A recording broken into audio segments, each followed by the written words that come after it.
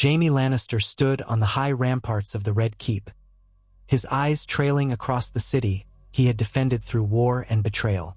King's Landing sprawled below him like a living, writhing beast, a labyrinth of stone, smoke, and secrets. The clamor of footsteps and shifting armor sounded behind him, but he paid no attention at first. Within his mind brewed a storm he could scarcely contain. He had not slept a full night in weeks, tormented by what he was planning to do. He had decided that the sham must end, and if that meant catastrophe, so be it. The heat of the afternoon sun did little to calm him. In a city that thrived on rumor and scandal, how long could he endure the half-accusations, the veiled threats, the illusions that he and Cersei had upheld for too many years? Their children, no, his and Cersei's children, had reigned and would continue to reign as the future of House Lannister, but also, in the eyes of the kingdom, as the royal line descended from Robert Baratheon. The realm believed those children were born of Cersei's union with the late king, but Jaime knew that was a lie. He was about to confess a truth that could change everything. He had decided, in the hush of his own lonely watch, that he would put an end to the denials. In the days leading up to that moment, doubts assailed him at every turn, for he understood that revelations of incest, that monstrous word, would invite scorn, challenge, possibly war. Yet fear had lost its hold on him. Honor demanded a certain clarity, even if it was twisted honor, for was he not known as the Kingslayer? The knights who had once admired him now gossiped about his dishonorable reputation, and the common folk whispered that the white cloak he wore was stained red with the blood of the king he murdered. He was, to them, a man driven by arrogance, lacking any moral compass, barring, perhaps, the strange loyalty he held for his twin sister. It was that loyalty that weighed upon him now with a burden he could no longer ignore. He turned slowly to face the courtyard within the Red Keep. Far below, the yard bustled with guards, servants, and scattered visitors. To the left rose the Tower of the Hand, windows glinting in the sun, and to the right the great hall where the Iron Throne loomed. That seat of power had seen the downfall of many. Jaime laughed bitterly to himself. There was a time he believed he stood above all that. A time he believed his skill with the sword made him untouchable, destined for stories of heroism. But the illusions he once clung to had shattered over and over again. The weight of unspoken truth pulled him down now, as relentless and certain as the tide. A swirl of wind rustled his golden hair, grown longer in recent months. One hand reflexively went to the stump of his right wrist, fitted with a golden hand that gleamed in the sunlight. He could still feel the phantom ache of where his flesh and bone had been lost, a constant reminder that the fates cared little for Lannister arrogance. Even in this private moment, it never stopped surprising him how the memory of that blade slicing through his wrist could still make him clench his teeth. Footsteps approached. It was Ser Balon Swan, wearing the white cloak of the Kingsguard. Swan was a courteous man, if somewhat distant. He inclined his head respectfully. "My lord," he said, "the time approaches. The king's audience will soon begin. If we do not escort you inside now, the court will grow restless." Jaime nodded, his jaw tightening. "Of course," he said. He let the tension slide from his shoulders with a deep exhale and followed Ser Balon down the steps and into the torchlit corridors of the Red Keep. Stone walls pressed in on all sides, the flickering light casting shifting shadows. Jaime felt as though the keep itself was aware of the secrets that would soon be spilled, echoing them through centuries of Targaryen madness, Baratheon strength, and now Lannister cunning. He took measured steps, making his way through the corridors that led to the Great Hall. The sound of steel-shod boots against cold stone reverberated up into his chest. In the hallways, courtiers and servants parted before him, their eyes flickering with curiosity or suspicion, as they often did. Some gave respectful bows, others simply stared. Jaime felt his heartbeat quicken. How easy it would have been to turn around, to keep his mouth shut, to return to Cersei's chambers and pretend the illusion could last forever. But he would not. Not now. Not after he had come this far. He could not deny the memory of the children's faces, each resembling him in ways the realm simply did not wish to see. Joffrey's bright, almost feral stare now lost to death. Myrcella's gentle yet determined features, and Tommen's softness that hid a will stronger than anyone gave him credit for. And beyond all that was what had emerged in recent months. A fear that House Lannister would crumble if the truth came to the surface in the worst possible way, through an enemy's mouth. Best to speak it himself, to stand tall as he said it, to accept the condemnation personally, to wrest from the scandal at least a small measure of control. Word had reached him that the lords were gathering, waiting for an audience with the king. Tommen, sweet Tommen, was still so young to bear the weight of the crown, and he did it with as much resolve as he could muster, often guided, some would say manipulated, by others. The Master of Coin, the lords of the Small Council, and, of course, Cersei. But Jaime intended to rip away their illusions in the open court. He intended to speak the words in front of them all, so that there could be no more denials.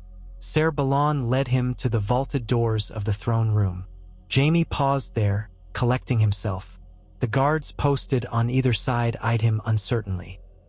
On one side, a Lannister banner, a golden lion rearing up on a crimson field, hung behind them. On the other side, the black stag of Baratheon still hung as well, though it was overshadowed by the glint of Lannister gold in every corner. The Iron Throne was no longer some absent piece of architecture to him. It was the seat on which Tommen perched, a boy manipulated from all sides. But if Tommen was truly a Lannister in blood, no, Jaime told himself, he was indeed a Lannister.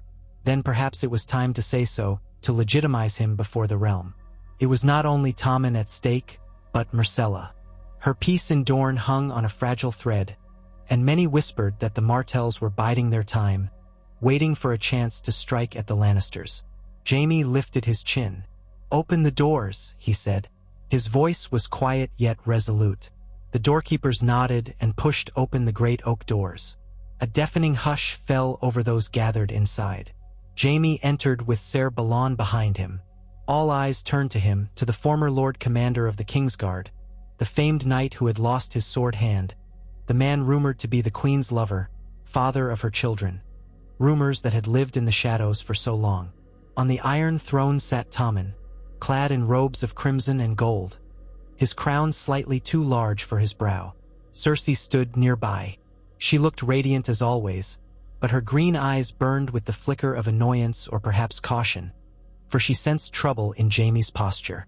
She recognized the set of his jaw, the determined lines in his face. She had tried to talk him out of this. She had visited him in the dead of night, cajoled him, threatened him, argued that public confession would spell doom. Jaime had listened with the grim patience of a man who had already chosen his course. Silence stretched as Jaime strode forward, the white cloak of the Kingsguard sweeping behind him. The courtiers who ringed the hall, lordlings, ladies, small council members, and distant visitors, fidgeted. Men of the city watch stood at attention. Many people recognized that something momentous was about to unfold. Jaime took his place in front of the Iron Throne, close enough that he could look up and meet Tommen's eyes.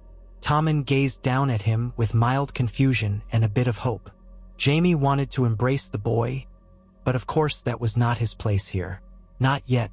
He turned instead to face the assembled throng. He let the hush linger. Then he said in a voice that carried clear across the hall, "I wish to address the king and the realm." Faces turned to Tommen, but the boy only glanced toward his mother. Cersei, lips parted, was too stunned to speak for a moment. When she found her voice, she tried to sound regal. "The Lord Commander requests an audience," she said, turning to Tommen. "Grant it, your grace?" Tommen nodded meekly. "Yes, of course." Jaime took a breath. His heart pounded so hard he wondered if those nearest could hear it. Then he began. "4 years I have served in the Kingsguard. I have watched over His Grace, King Tommen, and before him, King Joffrey. I served King Robert before them, and King Aerys Targaryen before him. My life has been bound to that white cloak. I have striven to protect the kings of this realm, even when my deeds were scorned, even when rumor attached vile names to me. Yet rumor, my lords and ladies, has never been the entire truth." Some in the hall exchanged glances. Others froze, their attention fully on Jaime. Cersei's knuckles tightened on the arm of the throne beside her son. My lords and ladies, Jaime pressed on, I come here today to say words that should have been spoken long ago. It is known that King Robert Baratheon wed my sister, Cersei of House Lannister, many years past. It is also believed by the realm that the 3 children born of that union, Joffrey, Myrcella, and Tommen, were legitimate products of that marriage. But I must confess now that King Robert was not their father. A spate of murmuring rippled through the hall. Some gasped, while others narrowed their eyes. From a corner, a bold voice spoke up. Careful, Kingslayer. You speak treason if you dare claim the king is no Baratheon. Jaime ignored it. His eyes sought only Tommen's and Cersei's. The father of those children, he said, was me. An explosion of sound filled the hall. Shocked cries, accusations, outraged shouts. The lords who hated the Lannisters, or envied them, seized the moment to let slip expressions of fury or triumph. A hush fell again just as quickly as it arose, for no one knew how the gold cloaks might react, or the other Kingsguard. Cersei's face was as pale as milk, but her eyes burned hot with humiliation, fear, and rage. She made to speak, but Jaime did not let her. He pressed on, raising his voice so all could hear. I have lain with my twin sister, the Queen, and Father Joffrey, Myrcella, and Tommen. This secret has been known to some, suspected by many, and whispered throughout the streets of King's Landing. This day, I confirm that it is truth. Tommen looked as though he might faint. A boy so young, confronted with so public a spectacle, could do little but grip the arms of the Iron Throne, wide-eyed. Beside him, Cersei's lips curled in anger. But Jaime was not finished. He looked around at the swirling crowd. I know what you must think. I stand here not seeking forgiveness from the realm, nor do I claim we have done no wrong. But if truth has any place in this court, then hear me. The throne remains unchallenged. Myrcella is in Dorne, betrothed for peace's sake, and Tommen sits the Iron Throne. But these children, my children, are Lannisters, not Baratheons. Voices erupted once more, but Jaime kept his gaze on Tommen. I ask that we, as a realm, set aside illusions. Let the children be recognized as Lannisters of Casterly Rock, rightful heirs to that seat. Let it be known that we do not hide in the shadows anymore. Cersei's hand snapped around Jaime's forearm, her voice trembling in fury, but also with fear. Are you mad? She hissed, so only he might hear. You have doomed us. He turned his head slightly to meet her eyes. It was doomed from the start. You know that. A single tear glimmered in the corner of her eye. She blinked it away with fury. She made no immediate attempt to deny Jaime's confession, for she knew the rumor was unstoppable once his words had rung out in open court. Finally, she released him and whirled toward the crowd, chin raised in defiance. The hall threatened to collapse under the weight of so many voices. The lords demanded Tommen step down, or demanded that the small council convene, or shouted for immediate proof. Some roared that this was a plot to destroy the sanctity of the throne. Others pointed fingers, claiming they had always known. People called for the High Septon to speak, but the High Septon was absent that day, attending to some festival or ritual in the city. Stannis Baratheon was dead in the north, but there were still those who might raise the Baratheon banner in protest. A cold hush fell as Cersei addressed the hall, her voice slicing through the tumult. Hold your tongues, or I will have them cut out. Silence. She turned to Tommen, her expression still blanketed by shock. The king's eyes searched his mother's face, then Jaime's, then the crowd. He tried to speak, stammering. If you are telling the truth, Ser Jaime, what does this mean for me? For the crown? Cersei's lips parted, but no words came out. She had not prepared Tommen for this. No one had. Jaime, in a quieter voice than before, addressed Tommen directly. It means you are not a Baratheon by blood, your grace. You are of House Lannister, through and through. Does that make you unfit to rule? He swept his gaze across the crowd. Who among you has the power to say, the realm has recognized your rule thus far.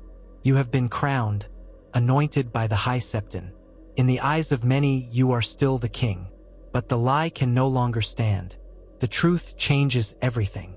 One by one, lords and ladies attempted to find their footing. Grand Maester Pycelle, feeble in stance and slow of speech, lifted his trembling voice to ask, "Ser Jaime, do you have any evidence to support your claim aside from your word?" Jaime turned toward the old man, feeling a trickle of impatience. "Can you look at Tommen or Myrcella or even Joffrey when he was alive and say they bore no resemblance to me? King Robert was known for his black hair, for the Baratheon look. My children have golden hair." He raised his chin. "Perhaps not proof by itself, but I am offering truth, not forging a lie." Mace Tyrell, lumbering forward, bellowed, "This is outrageous. We have a false king on the throne if your words are true. That would make my daughter's marriage to the late King Joffrey a farce." His face reddened. "Alliances built on lies.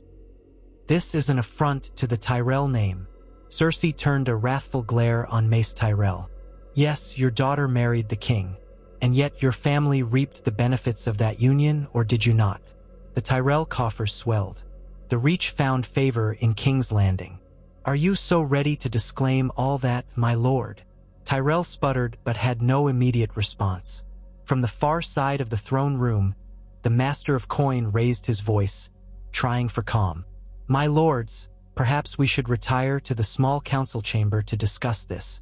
This is not a matter that can be settled with shouting and accusations."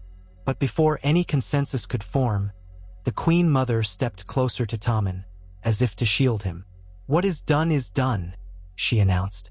"The realm will do as the realm must. Tommen wears the crown. Myrcella is betrothed in Dorne. If this revelation sows chaos, so be it. We will not yield to anyone calling for my son's removal. Nor will we hide from the truth any longer, if Ser Jaime insists on bearing it." The bitterness in her voice was thick as poison. Jaime remained motionless, letting her anger wash over the hall. He could see from the corner of his eye that some lords and ladies, especially the lesser ones who depended on Lannister gold, still weighed their options. They were not about to cast away the alliance that had offered them wealth and protection. Others eyed each other, perhaps envisioning new ways to exploit the scandal. A few might rally behind a possible Baratheon heir, or a Targaryen across the narrow sea, or any other claim that would remove the Lannisters from power. The tension hung thick as an executioner's blade. In the hush that followed, Tommen found his voice, thin, trembling. "Mother? Uncle? I don't know what to do." He glanced at the towering lords, many of whom glowered with suspicion. "I am king," he said haltingly, "and I intend to remain so. But if I'm truly not my father's son..." Cersei squeezed his shoulder. "You are mine, Tommen.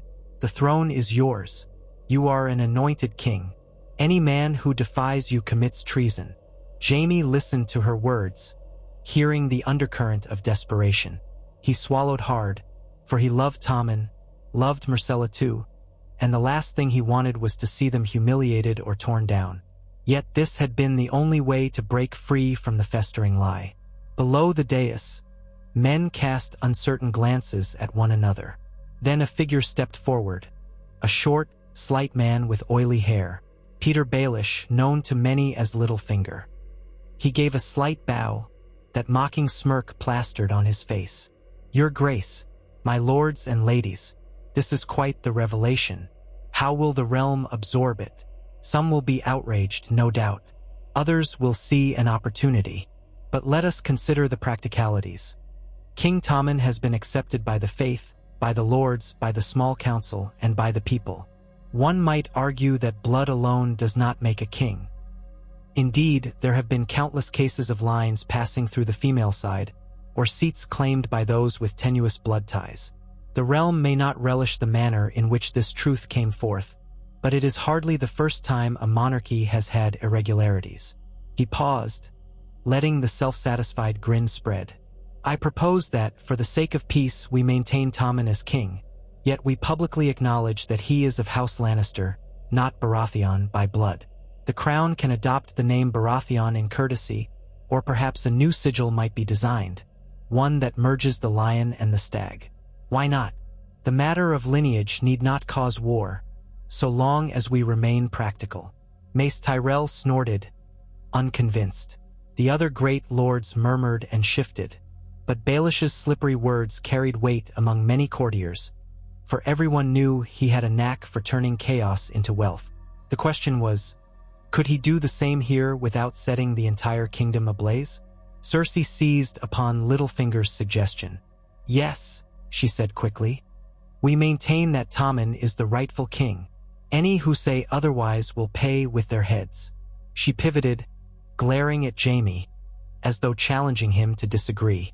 Jaime took a moment, gazing at Tommen, then at the hall. The tension in the air was thick. He understood that there was no simple resolution. Unrest would sweep through the streets. The faith might rebel, outraged by incest.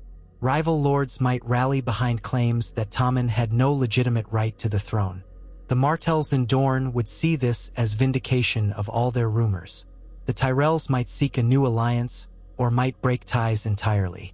But if they came through the storm, if Tommen still clung to the Iron Throne, recognized as a Lannister, that might shift the power dynamics of Westeros in unimaginable ways. He felt a pang of guilt as he thought of Tyrion, exiled or escaped across the seas. Tyrion had known all along, but that knowledge had done him no good. Jaime found himself wondering if Tyrion would have found this entire spectacle hilarious, or horrifying, or both. Perhaps Jaime would never know. In the hush, Lord Varys, Master of Whisperers, quietly slipped in from a side corridor. He had been absent the moment Jaime confessed. With a knowing, inscrutable smile, he swept into a half-bow. My, he said softly. What a tangled web we weave. Pardon me for my tardiness. I hear that quite the confession has been made. No one wasted time bringing Varys up to speed, for he clearly knew already. He always did. Varys sighed with feigned disappointment. Your Grace, he said to Tommen, the small council will need to hold many sessions to address the ramifications. I trust that you will place your faith in wise counselors during this trying time. The realm can be as delicate as a newborn babe. Tommen nodded mechanically, as though in a trance. This day had turned his world upside down. Jaime's heart clenched to see the boy trembling. But if Tommen was to truly rule, he must learn to weather storms like this. The world would not coddle him. The hall grew restless again, and Jaime saw that no swift resolution was coming. Cersei had half a mind to dismiss the entire court. She stepped away from the throne, addressing the stunned gathering. This audience is at an end, she announced. Return to your duties, and rest assured the small council will determine the best course for the realm. Be assured that Tommen remains your king. Any who would dispute that, speak now or hold your tongue. A tense moment followed, but no one spoke. Not even the lords who had looked furious moments earlier seemed willing to declare open rebellion in front of the entire court, especially not with Lannister guards so near at hand. The entire hall began to disperse, though heated conversations sprang up among the departing clusters of nobles and courtiers. Jaime lingered. A wave of conflicting emotions slammed into him. Relief, sorrow, dread, guilt, and an odd sense of liberation. The truth was out. He no longer had to hide behind those sly, practiced lies. And yet, that same truth might shatter the power of House Lannister, might put Tommen in mortal peril. He scanned the hall for some sign of how to proceed, but all he saw was confusion. Cersei was bristling. The moment Tommen was escorted away by his attendants, who rushed him from the dais, desperate to shield him from further embarrassment. Cersei's gaze sought Jaime. She advanced on him, her expression twisting between rage and heartbreak.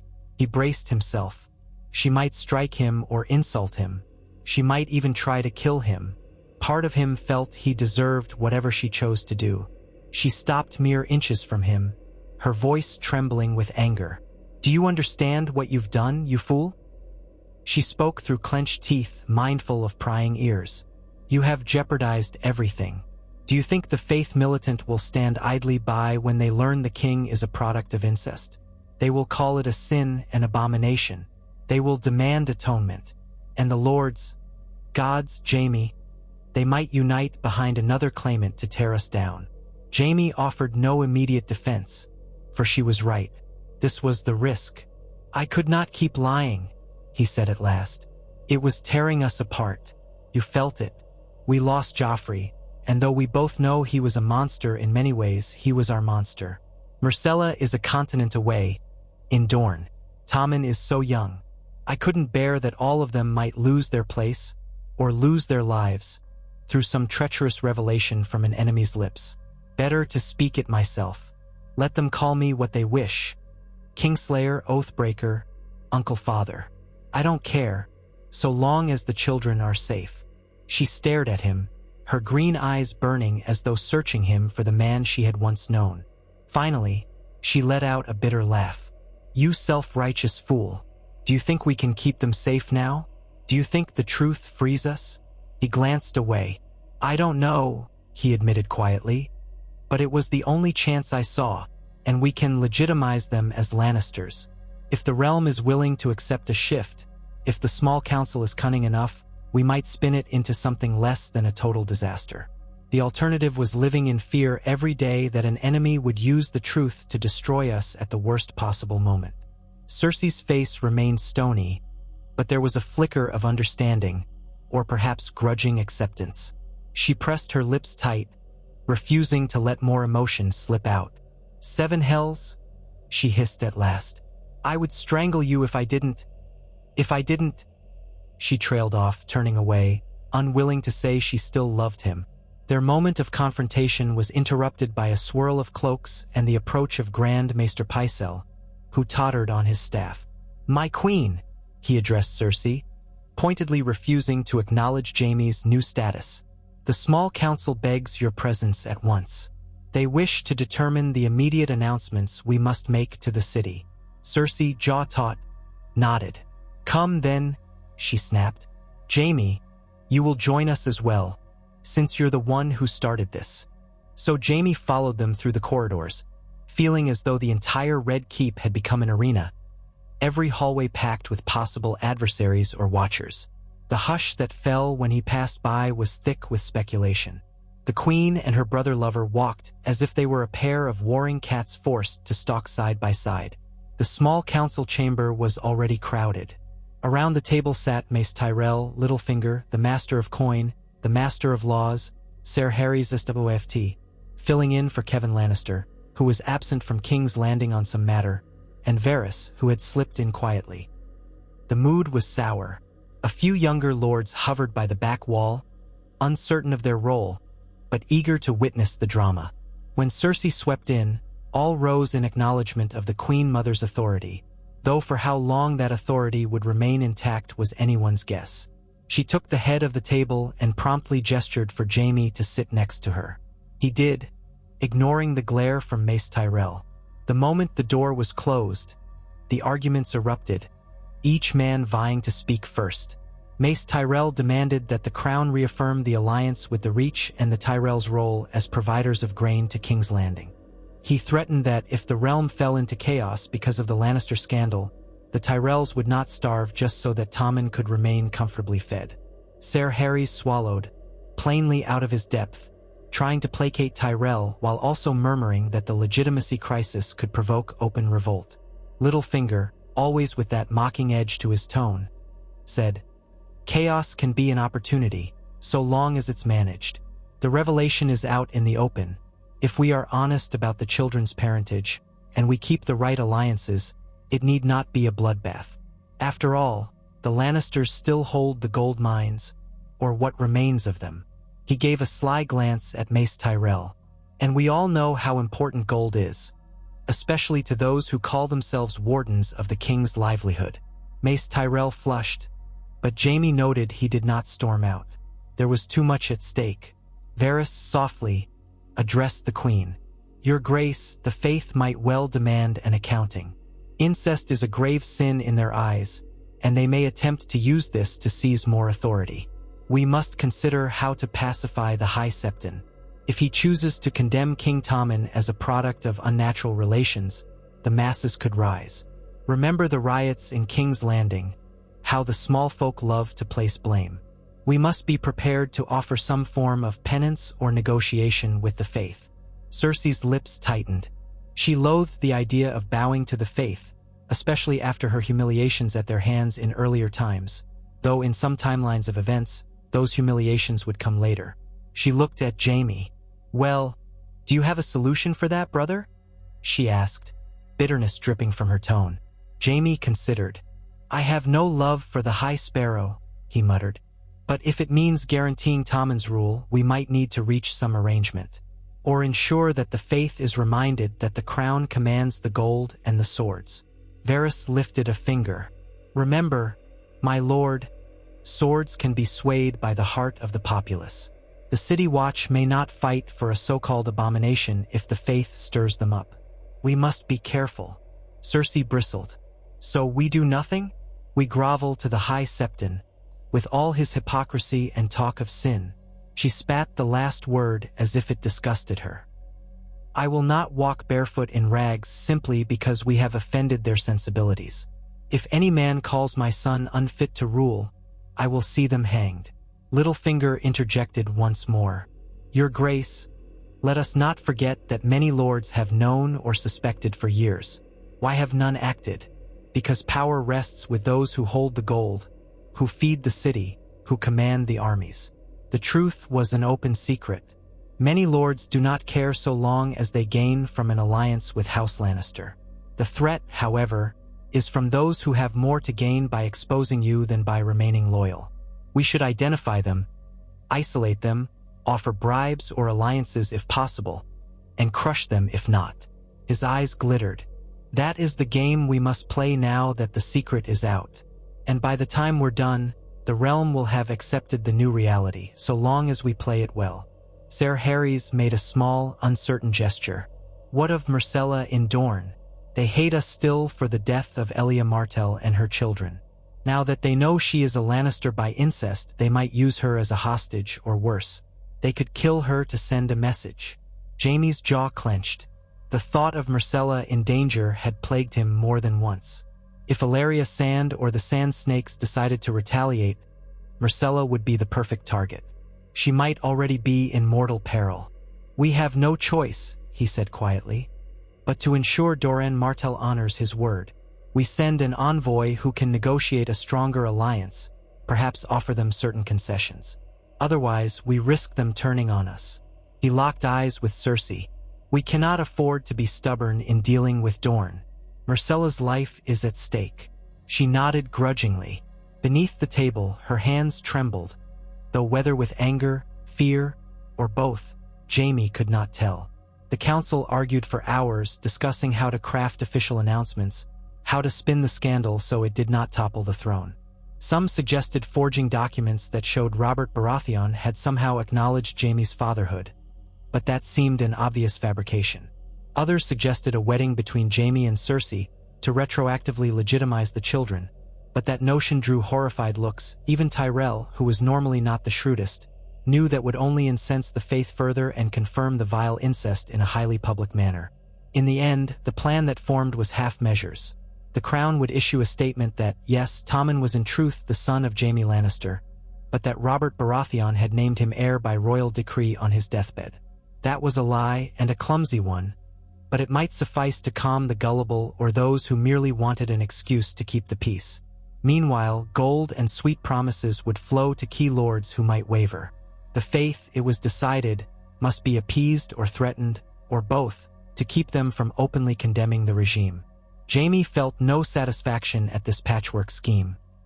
But the realm was rarely ruled by clean truths. He had learned that too well. When the meeting finally ended, the lords and council members departed in haste, eager to conduct their intrigues. Mace Tyrell was the last to leave, giving Jaime a withering look before he swept out. Cersei remained, as did Jaime. When they were alone, she slumped in her chair, pressing her hands to her temples. Her composure slipped, and she looked almost frightened. "I wanted our children to rule," she murmured bitterly. "I wanted them to be strong, to be safe. Instead we have this. The whole realm gawks at us. They call it a scandal of monstrous proportions." Her voice cracked. "Why couldn't you hold your tongue?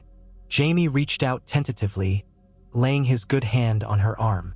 "Because I love them too," he said. "And because this moment was inevitable. We can face it on our feet or kneel before our enemies when they decide to use the truth against us.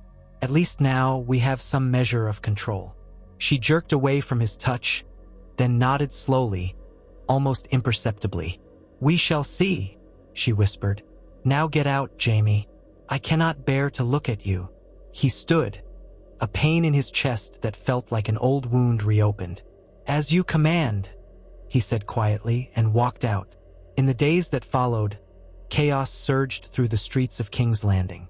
The news spread like wildfire, thanks in no small part to the whispers of Varys's little birds, the gossip of petty lords, and the rumors in taverns and brothels.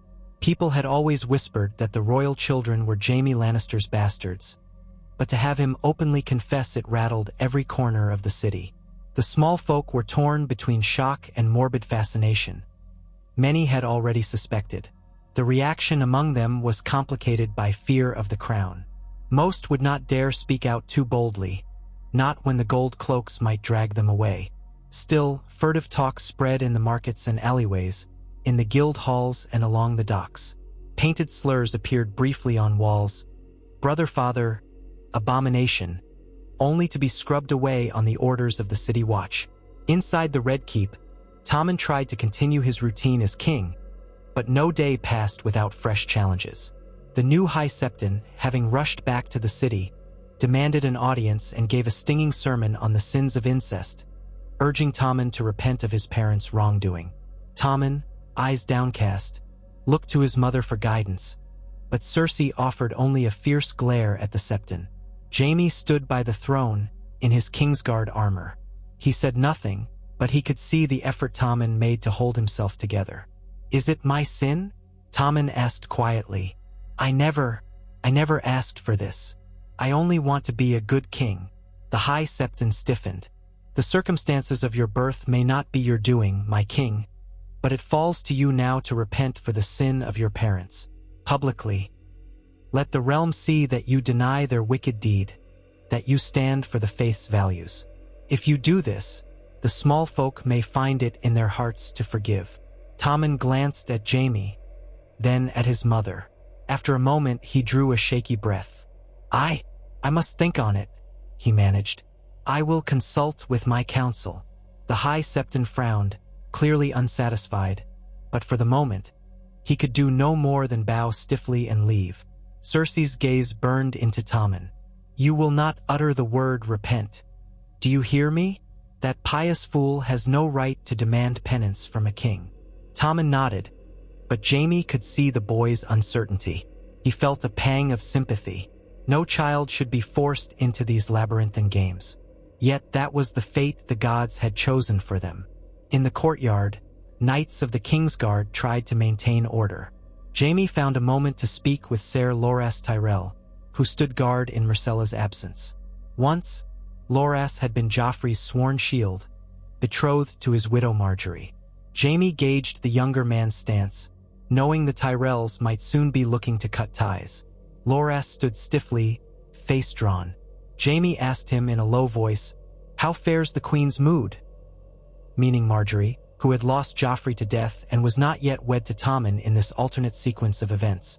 Or perhaps she was. There was confusion about that arrangement's timing, given the scandal. Loras eyed him with something close to contempt, or perhaps pity. "She is uncertain," he said carefully. "The Tyrells are not fools, Lord Commander. We know a sinking ship when we see one. We might yet salvage an alliance, but it will require more than gold. The name Lannister does not sparkle as it once did." Jaime swallowed his pride. "You'll advise her not to spurn Tommen, I hope. The boy needs stability. If your house abandons him, war might follow." "War might follow anyway," Loras retorted. "But I will speak to Marjorie. For the boy's sake, if not for yours." He turned away, resuming his watch. Jaime left him, exhaustion setting in.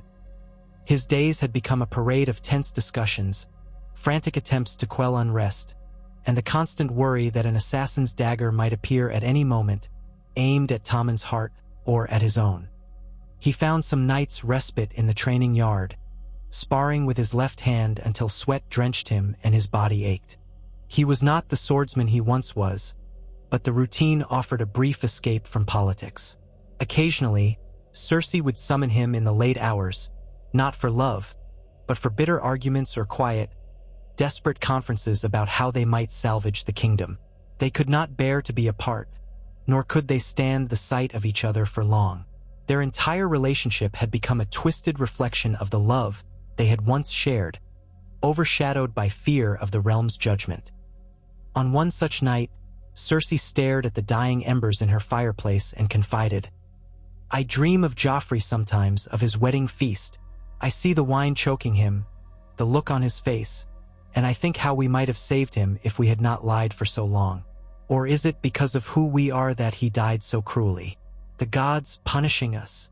Her voice was hollow. Jaime, seated at the edge of her bed, looked down at his golden hand. "I do not know," he said wearily. He wanted to comfort her. But how? Their sins were manifold. Perhaps the gods themselves had turned away. One afternoon, a raven from Dorne arrived with ominous tidings.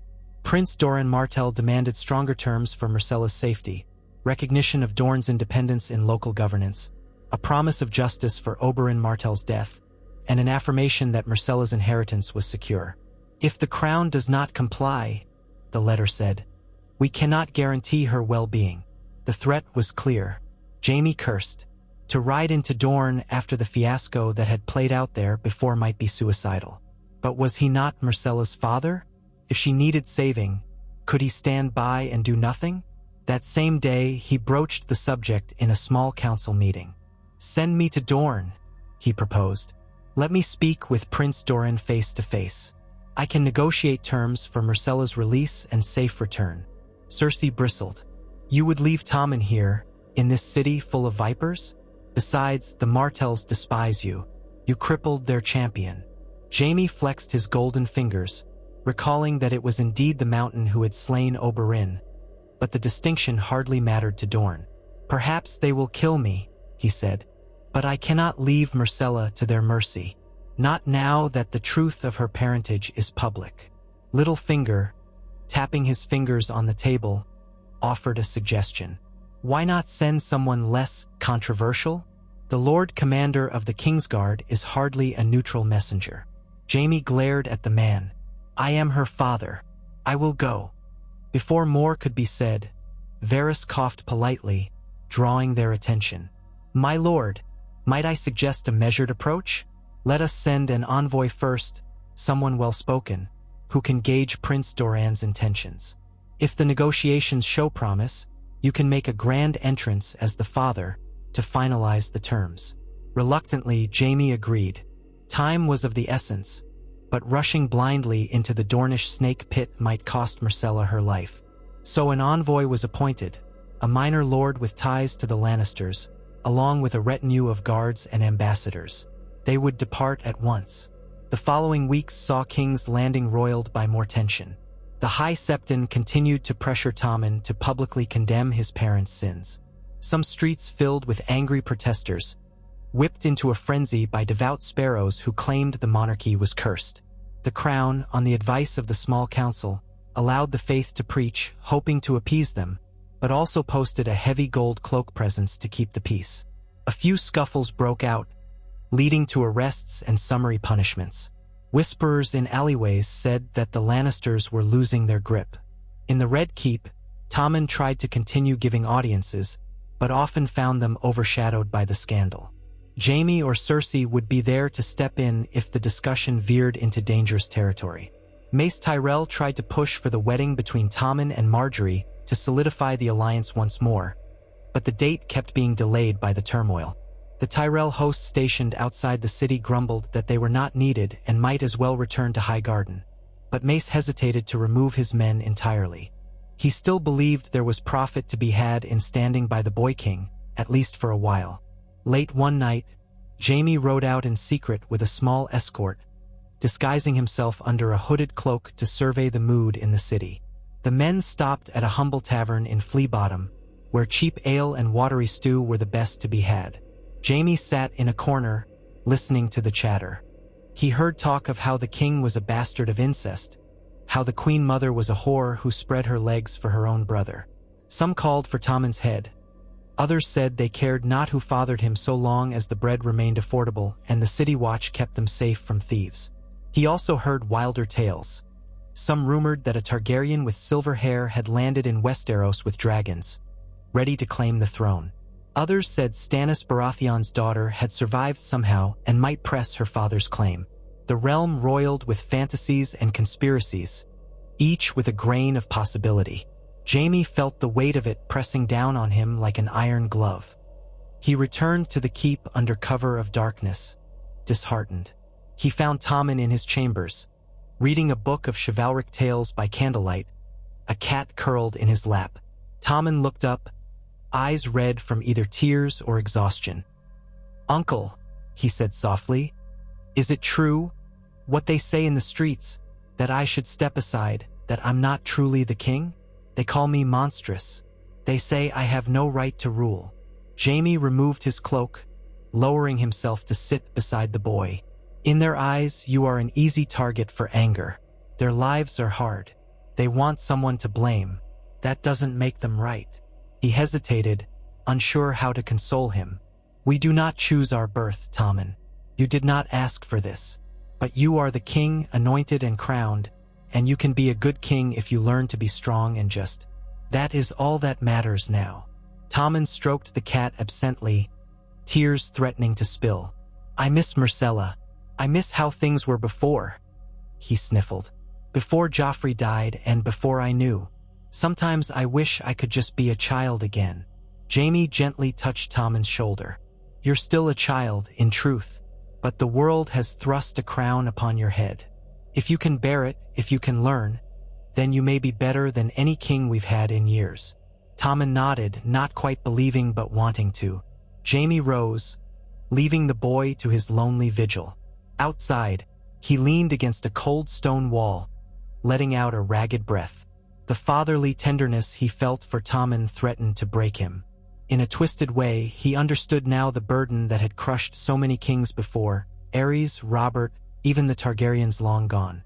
As the city's unrest simmered, the Lannister plan for damage control began to take shape. Gold was distributed among certain influential guilds and merchants, ensuring they would speak favorably of Tommen or at least remain neutral.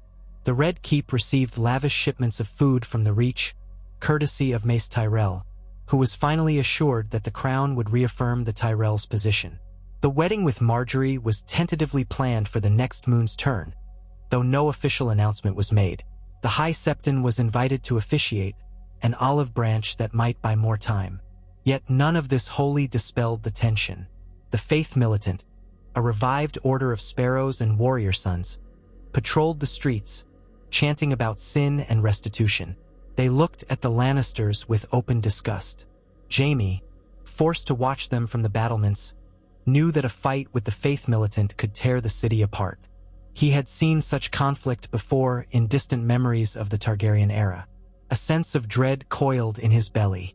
At last, the envoy to Dorne returned, with news that Prince Doran Martell was willing to meet Jaime in person. But only Jaime and with minimal guards. The envoy's face was gray with worry, for the trip had been fraught with tension. "The Martells are furious," he said. "They keep Myrcella in comfortable chambers, but she is a prisoner all the same. The sand snakes glare at us as though they would feed us to scorpions. You may not come back alive." Jaime's chest tightened. He found Cersei in her solar, reading through a missive from the Master of Coin, her eyes ringed with fatigue. "I must go," he told her. She set the parchment aside, her lips thinning. "You realize they may kill you. They may kill her. What if your presence spurs them to do something rash?" He sat across from her, searching her face. "If I don't go, we may never see Myrcella again. This scandal only worsens her situation. If we can promise the Dornish certain freedoms, certain honors, we might bring her home." Cersei leaned back, eyes flickering with reluctant agreement. "I cannot lose another child," she whispered hoarsely. "Go then, but if you fail..." She could not even finish the sentence. He stood to leave, hesitated, then surprised her by gently brushing a strand of golden hair from her forehead. For a moment, they locked eyes in silent pain. Then he turned and walked out. He prepared for the journey, selecting a small group of loyal guards, including Ser Balon Swan, who would ride with him only as far as the Dornish marches. From there, Jaime would continue with only 2 men, as Prince Doran demanded. Word spread quickly that the Lord Commander was leaving for Dorne. Some whispered that he was fleeing King's Landing, now that the scandal was public. Others speculated he had gone to quell a Dornish uprising. The truth was simpler, though no less dangerous. A father trying to save his daughter. On the morning of his departure, he visited Tommen one last time. The boy looked anxious but tried to muster courage. "Come back with Myrcella, Uncle Jaime. If you can." Jaime clasped Tommen's shoulder. "I will do everything I can." He bent to press a quick kiss to the boy's brow. An unguarded moment. He no longer cared who noticed. Everyone knew the truth anyway. He mounted his horse in the Red Keep's courtyard, the gold hand gripping the reins while his left hand rested lightly on his sword's pommel. Cersei watched from a balcony above, silent. If she felt fear or regret, she kept it hidden behind a mask of regal composure. The gates opened, and Jaime rode out with his men into the streets of King's Landing. People lined the roads to see him pass, some throwing jeers or rotten fruit, others merely watching with wide eyes. The hush of so many watchers made the city feel like a predator observing its prey. Jaime kept his spine rigid, ignoring the catcalls of Kingslayer or Brother Father that some dared shout. He would not be intimidated. They left the city behind, crossing the Blackwater Rush and heading south toward Dorne. The journey took them through fields and villages, past the orchard-laden lands of the Reach, skirting the Stormlands. Everywhere, rumors preceded them. Jaime gleaned what he could from inns and travelers. Word had spread of the scandal, and the realm was in an uneasy calm. Many lords were waiting to see if House Lannister would collapse under the weight of it all. Some likely sharpened their swords in preparation for an opportunistic strike. But for the moment, no open rebellion had yet blossomed.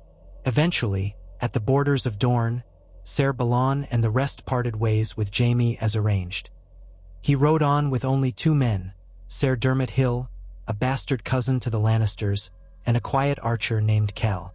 Both were reliable, though neither was a match for the entire Dornish host if Doran chose to betray them. It was a necessary gamble. Jaime pressed on. The sun grew hotter as they passed into Dornish territory, and the nights turned eerily silent. They were met by a column of Dornish spearmen, led by Areo Hota, the captain of Prince Doran's guard. Hota was silent and imposing, his long axe resting easily across his saddle. He informed Jaime, "You will come with me to Sunspear. Your men will remain under guard outside the city. Prince Doran awaits." Jaime nodded, tension coiling in his gut. So it would be. He dismounted, leaving Ser Dermot and Cal with the Dornish spearmen, and followed Areo Hota alone into the gates of Sunspear. The air smelled of the sea and citrus. The sun glared mercilessly. Guards watched from every walkway and tower. Jaime resisted the urge to place his hand on his sword, for that would only invite hostility. He was led through winding corridors into a shaded garden where Prince Doran Martell waited, seated in his wheelchair, looking more frail than Jaime remembered. Yet there was a quiet intensity in Doran's gaze, the cunning of a man who navigated politics like a viper in the sand. Near him stood Ilaria Sand, her face etched with sorrow and anger, and behind her, 3 of the Sand Snakes, each glaring daggers at Jaime.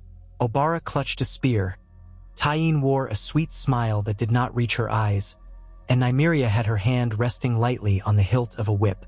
Myrcella was nowhere in sight. Doran raised a hand in greeting. "Ser Jaime Lannister," he said softly. "Or should I call you the father of the king?" Jaime inclined his head stiffly. "Prince Doran." He tried to keep his tone respectful, though he bristled at the mocking undercurrent. "I come seeking Myrcella. I understand you hold her in your care." Ilaria's eyes flashed. We hold her so that she might not slip through our fingers, as her family's lies have. She is a pawn, Ser Jaime. You made her so when you deceived the realm. Jaime managed to keep his voice steady. She is an innocent in these games. Punish me if you must, but let her go. Dorne shifted in his chair. You say innocent, yet she is a symbol of Lannister dominance. And now, with the scandal you have unleashed, she is also the living evidence of your family's sins. Tell me, Ser Jaime, why should Dorne show you any kindness? Have you not cost us dear? Oberyn was the pride of Dorne. He died seeking justice or vengeance for Elia Martell and her children. And what has House Martell received in return? Jaime took a moment before replying. I know your grievances. I cannot deny them, but Myrcella had nothing to do with Oberyn's death. If you want reparations, name them, but do not harm her. You once betrothed her to your son, Trystane. Could that not bring peace? Nymeria Sand scowled. Peace? With a family of liars and murderers. Tyene stepped forward, her sweet features tight. We want the blood of the mountain, but that beast is already half dead, courtesy of that vile Maester Qyburn. We want justice for Elia. She looked Jaime dead in the eyes. Or do you think we will be mollified by empty gold promises? Jaime felt the sweat trickle down his back. He forced himself to remain calm. I cannot bring back Prince Oberyn or Princess Elia, but I can offer an alliance. Tommen, my son, will confirm Dorne's right to self-govern under the crown's banner. We will promise resources, trade routes. We will yield more autonomy to you, ensuring that no harm can befall your line again. We only ask for Myrcella's safe return and your recognition of Tommen's rule. Obara spat on the ground. Doran raised a hand for silence.